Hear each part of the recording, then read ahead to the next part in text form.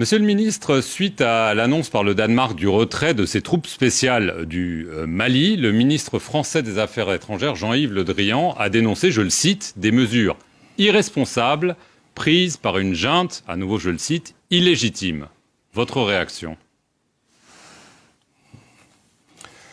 Ma réaction, c'est d'abord, c'est surprenant de la part d'un diplomate de la trempe de M. Le Drian qui parle au nom d'un grand pays, la France. Ce sont des propos empreints de mépris, ce sont des propos que je condamne, qui sont inacceptables.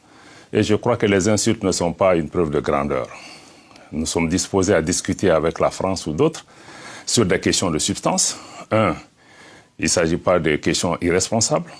Ce que nous essayons de faire, c'est de défendre les intérêts de notre pays. Nous savons que la présence des troupes françaises, et européennes dans le cadre de l'opération Takuba ont fait l'objet d'un accord sur le statut de force avec la France. Et la France, même sa présence, est gouvernée par un traité de défense qui nous lie avec la France. Et ensuite, un protocole a été conclu en mars 2020 qui permet d'inviter d'autres partenaires européens en dehors de la France ou non européens à se joindre à la force Takuba. Et dans ce cadre-là, le Danemark n'est pas un pays ennemi, c'est un pays ami qui soutient beaucoup le Mali en matière de coopération, mais toute présence étrangère au niveau du Mali doit répondre aux règles maliennes, doivent aussi aller dans le sens des intérêts supérieurs du Mali, surtout pour la présence de forces étrangères. Je suis en Europe ici. J'imagine que si je n'ai pas de visa, je ne peux pas entrer en Europe. Je crois que nous devons tous nous respecter et respecter ça. Il est bon que M. Le Drian comprenne que ce ne sont pas les insultes qui règlent le problème entre nations, que ce que nous attendons de la France, grande nation, qu'elle puisse avoir une attitude constructive, moins agressive, moins hostile et moins empreinte de mépris vis-à-vis des autorités maliennes qui incarnent aujourd'hui la souveraineté de notre pays. Alors, on va revenir sur Takuba, mais tout d'abord sur Paris. Vous parlez de mépris, vous parlez d'insultes. Alors, une question simple, enfin plusieurs questions simples. Est-ce que vous allez exiger des excuses de Paris? Est-ce que vous songez, par exemple, à prendre des mesures telles que le rappel de votre ambassadeur en France ou convoquer l'ambassadeur de France à Bamako?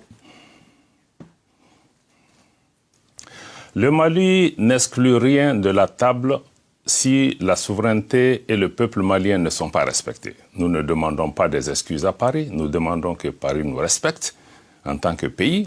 Nous respectons la France, nous respectons le peuple français. D'ailleurs, il n'y a pas de problème entre les peuples français et les peuples maliens, mais l'attitude des autorités françaises doit changer pour prendre en compte cet élément, qu'il y a des autorités responsables au niveau du Mali et que seul un engagement avec ces autorités permet de gérer leur présence au Mali. Et cette présence doit répondre aux intérêts supérieurs du Mali. Et nous sommes en train de revoir plusieurs accords et traités de défense pour nous assurer que ces traités ne violent pas nos dispositions constitutionnelles, ne violent pas la souveraineté du Mali et prennent en compte l'intérêt des Maliens. Si ce n'est pas le cas, le Mali n'hésitera pas soit à dénoncer, soit à demander un réajustement de ces différents traités. Nous sommes conscients que certains de ces arrangements ont été conclus par le gouvernement précédent. Il y a la continuité de l'État, mais rien ne saura être au-dessus de l'intérêt supérieur des Maliens, que le président Goïta et le gouvernement sont disposés désormais à assumer et à s'assumer pleinement. Et nous souhaitons que la France et d'autres partenaires inscrivent aussi leur action par rapport à cela. Et je salue d'ailleurs la décision sage des autorités danoises de retirer leurs forces sans plus d'acrimonie. Et nous sommes disposés à continuer le dialogue avec l'ensemble de nos partenaires pour la sécurisation du Mali et la stabilité de l'ensemble de la région. Alors ce vendredi, Monsieur le Ministre, c'était chez nos confrères de RTL, le ministre français Jean-Yves Le Drian est revenu à la charge, si j'ose dire, en disant que désormais c'était la rupture du cadre politique et du cadre militaire. Nous ne pouvons pas rester en l'état, a-t-il dit. On va voir comment on peut adapter notre dispositif en fonction de la nouvelle situation.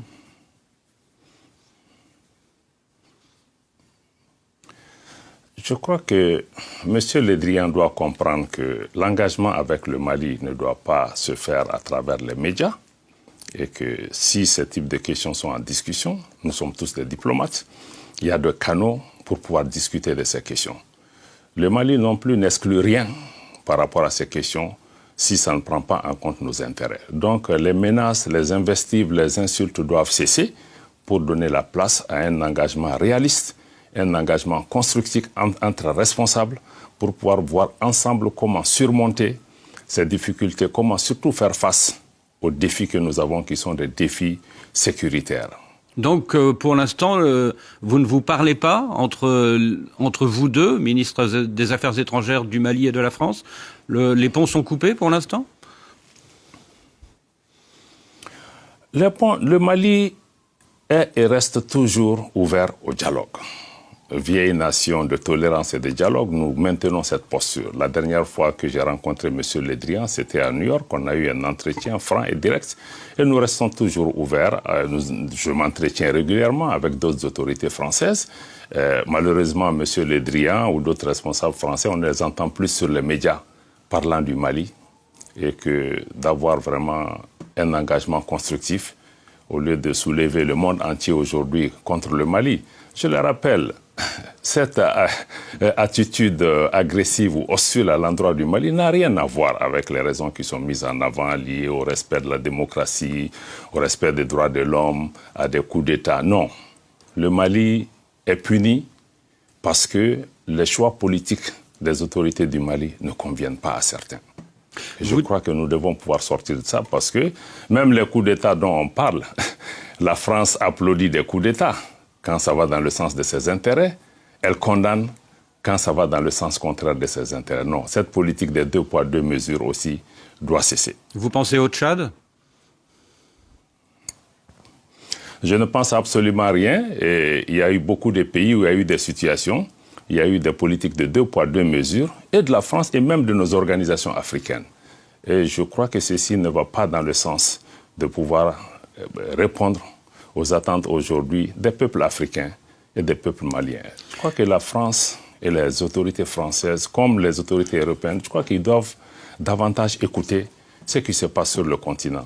Le ressentiment et l'exaspération des uns aux autres par rapport à une certaine politique, je crois qu'il faut écouter. Nous-mêmes, dirigeants africains, nous devons davantage écouter ce qui se passe dans les rues africaines, dans les maisons africaines, où les gens demandent un changement de politique, plus de respect, et plus d'engagement dans un esprit d'un partenariat gagnant-gagnant, moins de paternalisme et de condescendance, malheureusement, que nous voyons au quotidien et que nous dénonçons. Monsieur le ministre, vous dites que vous réservez votre réponse à la demande de la Norvège, du Portugal et de la Hongrie d'envoyer des soldats sur votre sol.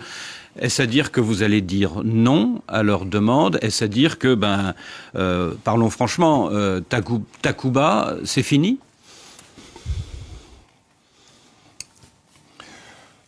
Ce que nous pouvons dire, nous ne disons pas non. Le Mali apprécie les contributions de l'ensemble des partenaires pour la sécurisation de la région. Et le Mali souhaite que tous les partenaires qui sont en mesure de contribuer à la paix et la sécurité de la région, dans le cadre de notre vision de la sécurité, puissent venir. Ce que nous n'acceptons pas, c'est que ces présences soient contraires à l'intérêt du Mali. Et ça, nous ne l'accepterons pas. S'il y a aussi des soutiens, que ces soutiens tiennent compte de la politique de défense de nos pays, mais aussi de ceux dont nous avons réellement besoin. Nous avons exprimé des besoins. Si des partenariats ne s'inscrivent pas dans ce cadre, je pense que nous n'hésiterons pas à dire non. Nous avons des dialogues avec chacun de ces partenaires. Nous sommes dans un processus de réévaluation de l'ensemble de ces partenariats et nous aurons un dialogue avec les uns et les autres par rapport à cela. Et le moment venu, le président Goïta ou le gouvernement déterminera quel partenariat nous semble être adapté. Mais nous ne sommes plus dans la situation d'accepter n'importe quoi. Et s'il y a des solutions qui nous sont amenées, qui ne répondent pas à nos attentes, qui ne nous aident pas à répondre, parce que le problème que nous avons, c'est les défis sécuritaires que nous avons sont énormes, les populations sont exaspérées, 8 ans, nous travaillons ensemble, il n'y a pas de résultats. Aujourd'hui, des résultats sont demandés au gouvernement malien, sont demandés à l'ensemble de nos partenaires et nous souhaitons que ces appuis-là puissent aussi être revus pour pouvoir répondre à ces... Nous voulons de l'efficacité, nous voulons des résultats. Je crois que nous sommes ouverts à l'ensemble de nos partenaires, qu'ils soient de la Russie, de la Chine, des États-Unis ou de l'Occident. Le Mali n'a absolument aucune préférence.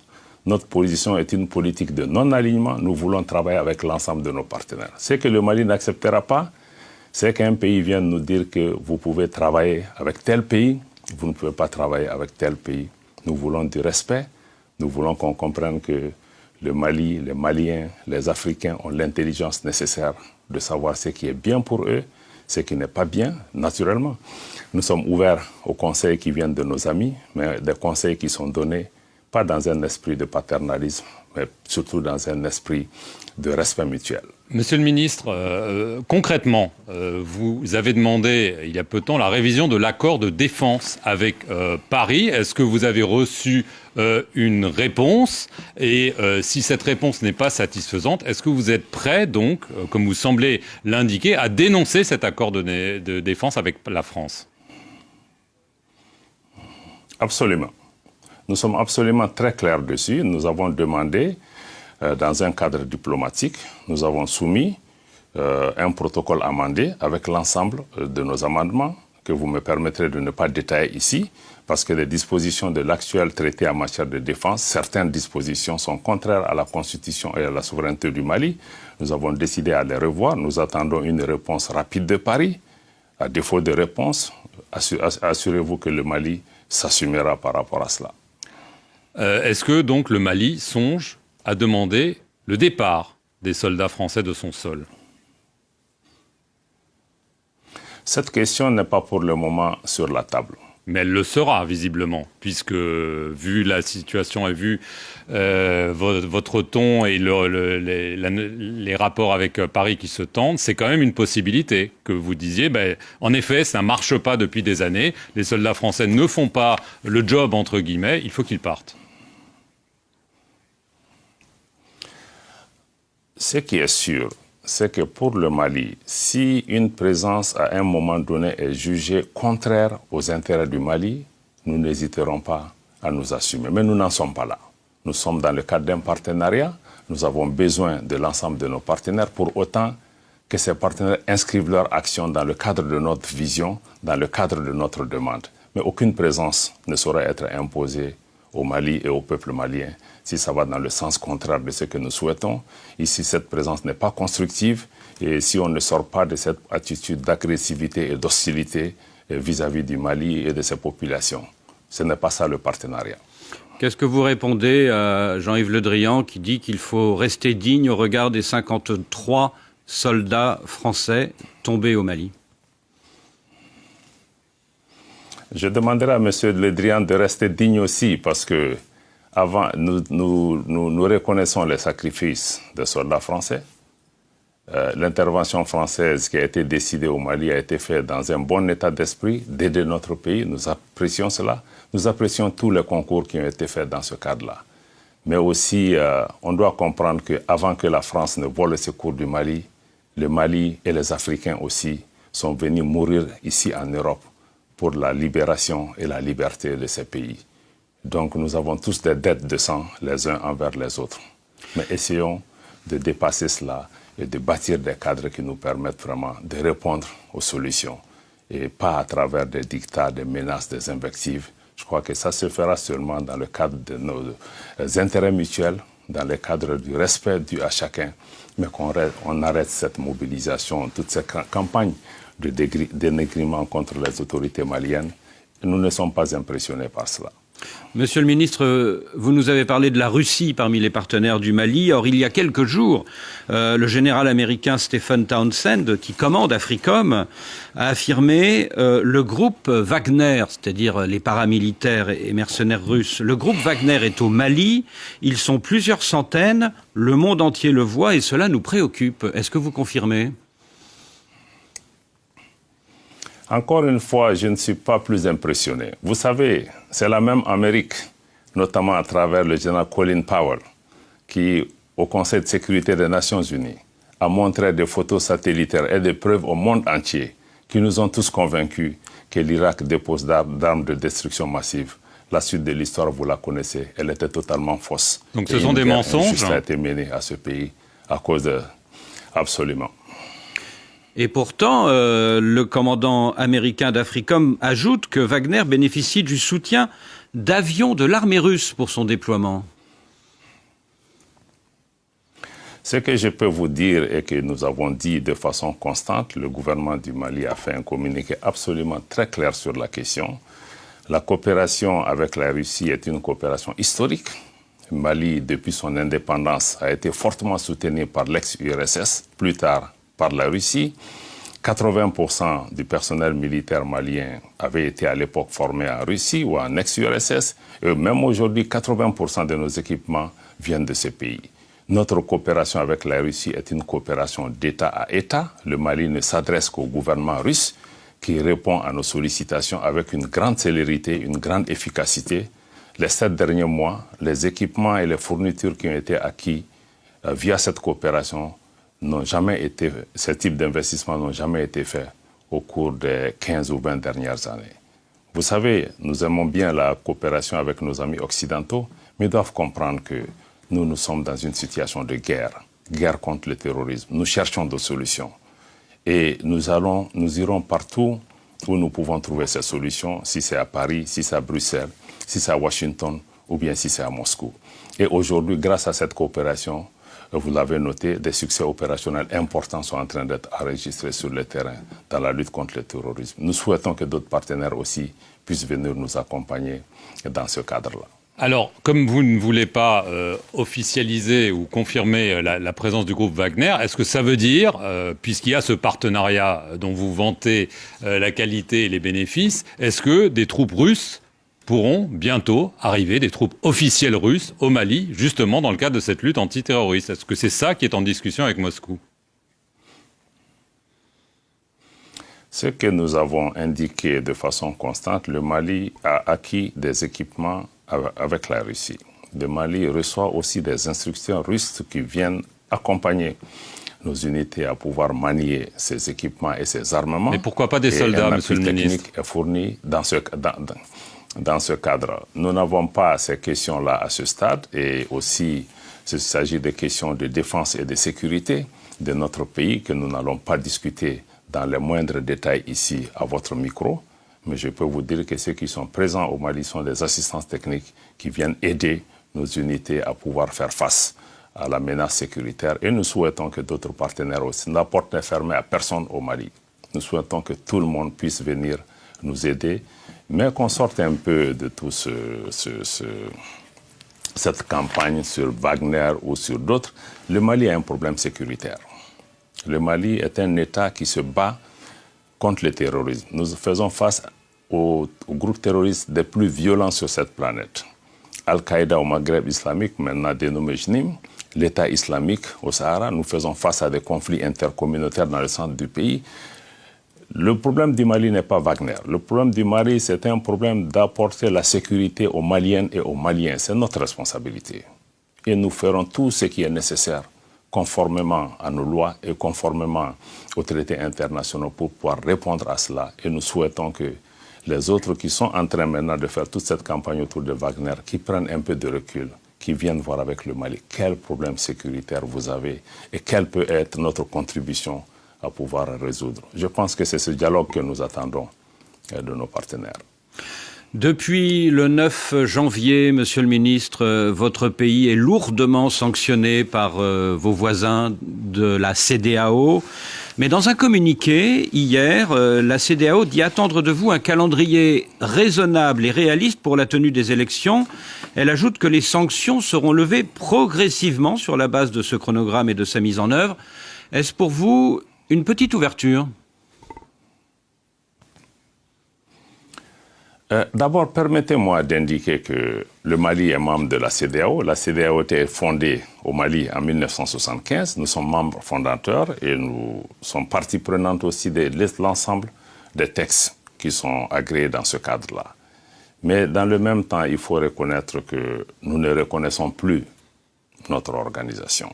Parce que récemment, les sanctions qui ont été prises contre le Mali, certaines sont conformes, mais l'embargo économique et financier, la fermeture des frontières est un acte illégal, illégitime et injuste. Aucun traité de la CEDEAO ne prévoit de fermeture des frontières. Et cela fait 3 fois que les frontières du Mali sont fermées. Je crois que je voudrais citer le président Bazoum lui-même ici en septembre à l'Élysée aux côtés du président Macron, qui a clairement déclaré aussi que le Niger ne s'était pas associé dans le passé à la question de fermeture des frontières parce que cela était contraire à nos textes. Donc il s'agit de mesures qui sont injustes et illégales, tant du côté de la CEDEAO que de l'UEMOA, qui gagnerait à être davantage à l'écoute de nos peuples. Et l'UEMOA aussi, nous sommes partis d'une union monétaire où nous avons souverainement donné notre droit d'émission monétaire à une institution qui aujourd'hui a pris des décisions qui ne sont pas conformes parce qu'une banque centrale n'obéit pas à l'autorité politique, n'obéit pas à des critères politiques. Mais troisième point qui me semble être important, c'est que cette politique de sanctions, il faut qu'on sorte de cela. Le Mali, ce dont nous avons besoin, c'est l'accompagnement, c'est l'écoute, c'est le dialogue, c'est la compréhension. Aujourd'hui, si les sanctions contre le Mali, qui sont les actions au-delà de la normale, étaient efficaces, il ne se serait pas passé ce qui est en train de se passer au Burkina. Donc revenons maintenant dans le cadre du dialogue. Le président Goïta l'a indiqué au Mali après la prise des sanctions. Nous l'avons indiqué aux Assises nationales de la refondation et nous l'avons indiqué dans la lettre que le président Goïta a adressée le 7 janvier au président en exercice de la CEDEAO, que notre pays est ouvert au dialogue et nous avons même invité la CEDEAO à déployer une équipe technique pour évaluer ensemble le chronogramme qui a été soumis pour arriver à un compromis. Et plus récemment, il y a beaucoup d'interactions avec l'Algérie, avec l'Union africaine, avec beaucoup d'autres voisins pour pouvoir trouver la solution. Nous sommes dans cette dynamique et nous espérons que ces différentes démarches nous permettront d'arriver à un chronogramme qui soit consensuel, mais qui doit prendre en compte les aspirations des Maliens. Et nous sommes prêts au dialogue, mais nous n'allons pas braver les intérêts de notre pays par rapport à cela. C'est ce que je pouvais dire en ce qui concerne cela. Et nous allons continuer à œuvrer ensemble pour pouvoir trouver une solution.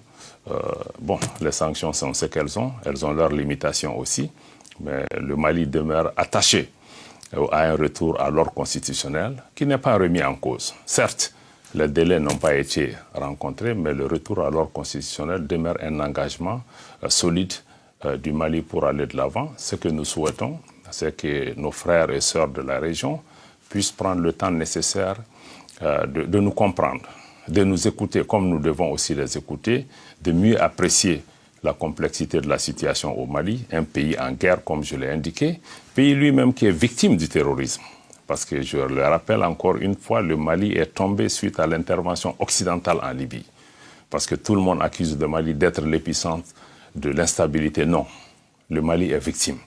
Et le Mali cherche à se défendre. Le Mali a besoin de tous pour qu'on puisse travailler. Le Mali, ce n'est pas une question seulement d'élection. L'élection est indispensable pour tout processus démocratique. Mais ce que nous disons, il y a quelques préalables qu'il faut regarder. Il y a des réformes politiques et institutionnelles qui sont nécessaires pour assurer une gouvernance vertueuse. Il y a des conditions à réunir pour avoir un niveau de sécurisation minimal pour la tenue d'élections, parce qu'il y a beaucoup de localités aujourd'hui au Mali où il est impossible d'organiser des élections. Je rappelle qu'il y a quelques mois, le chef de file de l'opposition, le regretté Soumaïla Cissé, avait été enlevé lors d'une campagne électorale. Donc nous sommes dans une situation sécuritaire extrêmement complexe. Nous voudrons que les partenaires et nos amis viennent avec nous, regarder cette situation et voir ce qui est possible dans un délai raisonnable pour que nous puissions revenir. Je rappelle que la démocratie est d'abord dans l'intérêt des Maliens. Monsieur le ministre, personne ne peut ou n'aime le Mali mieux que les Maliens eux-mêmes. Monsieur le ministre, on comprend qu'il y a en effet un dialogue sur ce fameux chronogramme. Vous aviez proposé initialement 5 ans, puis 4 ans. Le président algérien, vous avez parlé de l'Algérie, Abdelmajid Tebboune, lui propose une transition qui dure 16 mois au maximum. Est-ce que pour vous, ça c'est une option viable, c'est un compromis possible, de façon très concrète ? Pour nous, toutes les options restent sur la table. Y compris celle-là. La durée est une donnée importante, mais il ne faut pas faire de fétichisme. Ce qui nous semble important, c'est de regarder dans le chronogramme que nous avons soumis, de regarder qu'est-ce qui est prévu comme activité, comme réforme, et nous sommes disposés à regarder avec nos amis et partenaires pour pouvoir évaluer est-ce que le temps que nous avons demandé est le temps dont nous avons besoin? Est-ce qu'il y a d'autres alternatives pour nous pour aller à un compromis? Pour nous, le plus important, c'est de regarder, il y a quelques réformes clés aujourd'hui, comme la mise en place d'un organe unique chargé, un organe unique indépendant chargé de l'organisation d'élections transparentes et crédibles, ou comme l'écriture d'une nouvelle constitution, qui sont des données aujourd'hui indispensables, parce que si elles ne sont pas faites aujourd'hui, elles ne se feront jamais. Et dans ce cadre-là, je pense que nous restons ouverts pour pouvoir convenir de la période la plus appropriée et qui prenne en compte l'intérêt supérieur du Mali. Mais 16 mois, c'est possible. Qui prenne en compte les exigences. Je dis que toutes les options, nous sommes ouverts à examiner tout ça. Je ne peux pas, à votre micro, répondre à cette question. C'est l'objet des consultations qui sont en cours. Nous ne nous focalisons pas sur une durée de 16 mois, 2 ans ou 3 ans à ce stade, mais nous voulons qu'on regarde ensemble qu'est-ce qui est prévu, qui est important pour le Mali, qui est important pour le peuple malien, qui est sorti, qui a montré qu'aujourd'hui, on ne peut pas faire juste des élections et tourner le dos. Si on est d'accord sur ça, nous sommes ouverts. Si le temps que le Mali propose est trop long, si des partenaires dans la discussion arrivent à nous convaincre d'une durée moindre, il faut qu'on regarde quels pas les partenaires doivent faire pour aider le Mali à pouvoir faire les choses dans une durée relativement plus courte que ce qui a été demandé. Donc, je crois que nous sommes ouverts. L'ensemble de ces données sont sur la table. Bon, nous n'allons pas, par médias interposés, répondre à tel. Nous saluons l'effort de l'Algérie au niveau du Conseil de paix et sécurité. C'est un pays voisin. Nous remercions pour la solidarité exprimée au Mali en refusant de se joindre à des décisions injustes pour fermer les frontières. Mais nous continuons le dialogue et nous souhaitons que l'Algérie reste fortement impliquée dans le cadre de tout mécanisme qui sera mis en place pour pouvoir trouver un compromis. Vous dites, Monsieur le Ministre, que le coup d'État au Burkina Faso prouve l'inefficacité des mesures CEDEAO contre votre pays. Est-ce à dire que quand vous avez appris ce coup d'État lundi dernier, vous avez applaudi, vous vous êtes senti moins seul? Nous n'avons pas applaudi. Vous savez, toute rupture de l'ordre constitutionnel n'est pas normale. Et c'est des situations qui rappellent aussi, qui d'abord créent de l'inquiétude et de l'incertitude par rapport à l'avenir de ces pays. Mais en même temps, il faut comprendre que les coups d'État eux-mêmes viennent souvent des problèmes de gouvernance qui n'ont pas été traités ou qui n'ont pas été bien traités. Dans le cas particulier du Burkina, comme dans celui du Mali, qui est aussi emblématique de la situation de l'ensemble du Sahel, le traitement des questions sécuritaires et les réponses qui ont été apportées sont aujourd'hui des questions qui préoccupent nos populations. Nos populations sont exaspérées par cette insécurité qui ne fait que grandir et demandent des résultats au pouvoir politique, demandent des résultats aux militaires. Je ne suis pas fondé de donner une appréciation sur ce qui se passe au Burkina. Je fais confiance au génie du peuple burkinabé pour pouvoir apporter des réponses. Nous sommes un voisin, nous demeurons solidaires du combat du peuple burkinabé, mais notre préoccupation, c'est de répondre aux besoins des Maliens. Nous restons ouverts à cheminer avec l'ensemble des peuples de la région et de l'ensemble des peuples africains qui partagent notre vision. Alors, est-ce que vous avez pris attache avec les militaires désormais au pouvoir à Ouagadougou? Est-ce que, par exemple, les colonels Goïta et Damiba se sont parlé? Personnellement, je n'ai pas d'informations à ce niveau, mais le Mali parle à tout le monde. Nous parlons à tous nos frères, quelles que soient les conditions dans lesquelles ils se trouvent, parce que nous partageons les mêmes frontières, nous avons des destins communs. Et nous pensons que seulement c'est dans le dialogue et la concertation que nous pouvons trouver des solutions. Loin de nous toute idée de donner des leçons à qui que ce soit. Et d'un mot, Monsieur le Ministre, il nous reste quelques secondes. Pensez-vous qu'après ce troisième coup d'État dans un pays de la CEDEAO, eh bien celle-ci, cette CEDEAO, va devoir changer d'attitude à votre égard? Nous l'espérons. Nous l'espérons, parce que c'est ce que nous essayons d'expliquer. Nos organisations, la CEDEAO ou l'Union africaine, ils doivent changer de logiciel de notre point de vue, qu'on doit sortir un peu de ces manuels, de ces playbooks qui disent un peu, quand il y a un coup d'État, bon, on sort, on condamne, on fait un sommet extraordinaire, on donne 5, 6, 7 mois. Les situations sont différentes. Les problèmes sont différents. et qu'on prenne le temps de regarder. Qu'on regarde seulement qu'il n'y a pas que le coup d'État à gérer. Il y a des changements anticonstitutionnels qui se passent dans nos pays où nos organisations restent les bras croisés. Elles ne font rien pour faire face à cela. Et aujourd'hui, c'est ce même traitement de la géométrie variable qui pose problème. Donc nous devons évaluer l'ensemble de nos dispositifs de réponse à ces changements anticonstitutionnels, coup d'État militaire ou coup d'État civil, pour pouvoir apporter des solutions. Soyons à l'écoute des populations. Dans le cas du Mali, nous avons vu les populations qui sont sorties massivement pour rejeter cette politique de la CEDEAO. Nous avons vu aussi dans l'ensemble des capitales, beaucoup de pays africains, la jeunesse est sortie pour dire ce qu'elle veut. Prenons le temps nécessaire d'écouter nos jeunes, prenons le temps d'écouter les préoccupations de nos populations et de trouver entre Africains les moyens nécessaires. Et nous dénonçons encore une fois aujourd'hui l'instrumentalisation de nos organisations régionales à d'autres desseins inavoués. Qu'on laisse les Africains eux-mêmes trouver les moyens, des solutions africaines à nos problèmes. Et nos partenaires sont toujours les bienvenus. Mais je crois que leur contribution n'aille pas au-delà, parce qu'ils ne sont pas membres de ces organisations. Merci, Monsieur le Ministre, d'avoir répondu à nos questions et merci à vous de nous avoir suivis sur nos deux médias, France 24 et Radio France Internationale.